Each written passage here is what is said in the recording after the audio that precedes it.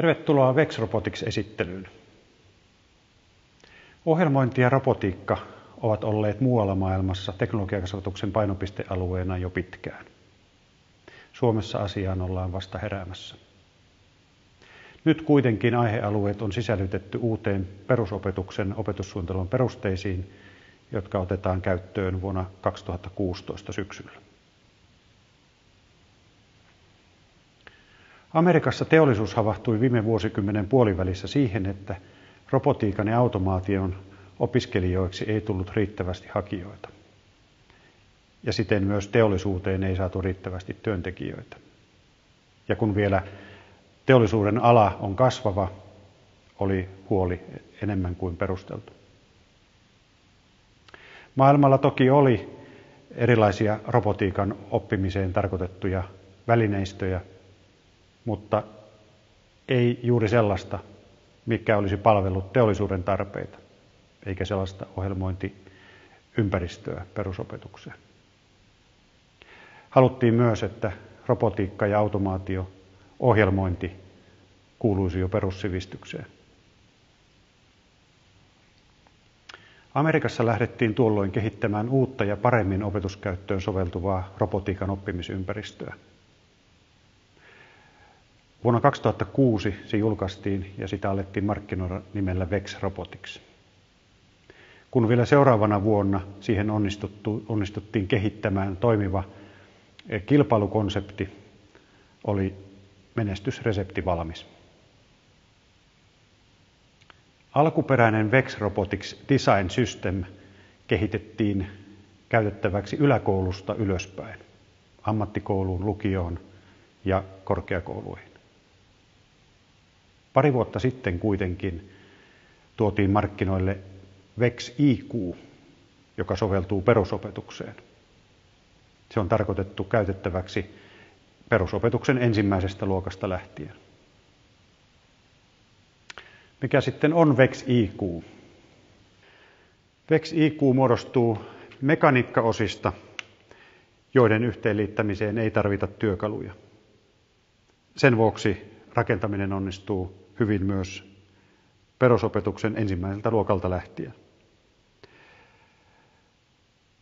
Järjestelmä sisältää keskusyksikön, siihen liitettäviä antureita, toimilaitteita ja sitten valtavan määrän erilaisia mekaniikkaosia, pyöriä, palkkeja, liittimiä,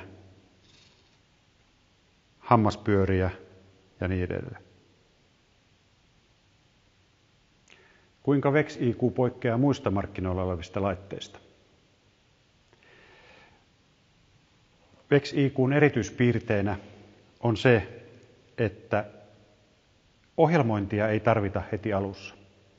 Mekaanisia rakenteita voi rakentaa, laitetta pääsee liikuttamaan, ohjaamaan, ajamaan radio-ohjattavalla kauko-ohjaimella. Tämä antaa hyvät mahdollisuudet luokassa monille erityyppisille oppilaille. Jotkut ovat kiinnostuneita erityisesti ohjelmoinnista, kun taas toisia kiinnostaa enemmän mekaanisten rakenteiden rakentaminen, ja heitä varten on erityisesti tämä kauko-ohjain.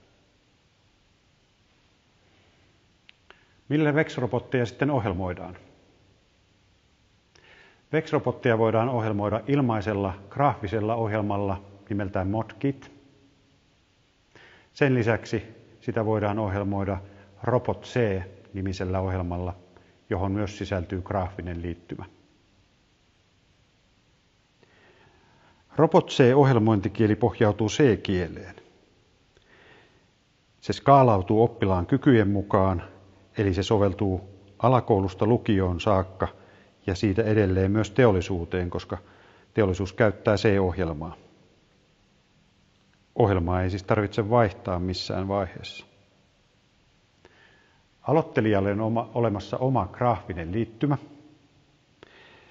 mutta graafisen koodin voi muuttaa C-kieleksi parilla hiiren klikkauksella. Ja pidemmälle edettäessä kaikki C-kielen ohjelmarakenteet ovat käytettävissä. RobotC mahdollistaa VEX-robottien suoran ohjelmoinnin. Jos käytettävissäsi ei ole robottia, voit hankkia RobotC-ohjelmaan lisäosan, joka mahdollistaa virtuaalisesti robotin ohjaamisen kuvaruudulla. VEX-IQ on täysin uusi robotiikan oppimisympäristö, joka soveltuu niin alakouluille, yläkouluille kuin myös lukioon. VEX-IQ tarjoaa lähes rajattomat mahdollisuudet erilaisia rakenneratkaisuja, älykkäitä moottoreita, älykkäitä antureita, jotka ovat helppoja kytkeä ja RobotC:n avulla helppoja ohjelmoida. Oppiminen VEX-Robotics-järjestelmän avulla perustuu kilpailemiseen. Kilpailuja järjestetään koulun tasolla, mutta sitten on mahdollisuus osallistua kilpailuun myös valtakunnan tasolla sekä myös Euroopan ja maailmanmestaruustasolla. Koulussa kilpailu liittyy oppimiseen siten, että oppilaalle annetaan yksinkertaisia tehtäviä, jotka hän ratkaisee rakentamalla robotteja ja ohjelmoimalla niitä. Kilpailut ovat hyvin yksiselitteisiä, helposti ymmärrettäviä ja niissä saa helposti tuloksia. Kilpailuun voi myös osallistua ohjelmoimatta robottia käyttäen kauko-ohjainta.